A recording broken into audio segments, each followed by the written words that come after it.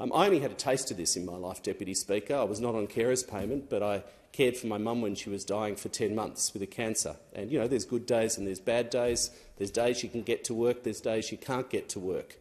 That was 10 months. I have the utmost empathy and respect for people who literally are caring for loved ones, for their husbands, for their wives, for their children, for other family members, sometimes close friends who have no family, that goes for years. And I meet them door knocking. I was out door knocking in Endeavour Hills the last few weekends and met a number of people who've really been stuck at home for years and are trying to balance this part-time work. And so the changes in this bill are sensible and they help people by changing that 25-hour-per-week limit, which has been hard and inflexible, to be a more sensible 100 hours over a 4-week period.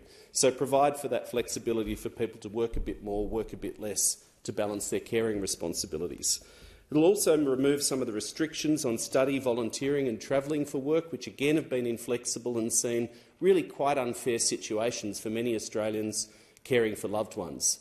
It will also, and this is a really important change, it will extend to the carers payment a 6-month suspension period if you decide you're going to work full-time, because you might have another family member come from overseas, there might be another member come from interstate who wants to spend time with the loved one for a few weeks, and it enables people then to go back to work for a few months and get a bit of money in. The problem at the moment with the system is that when that happens, you're immediately cut off the payment, and then you're forced to reapply and go through all the rigmarole. And then it might happen again because another child might come from interstate, and you cut off the payment.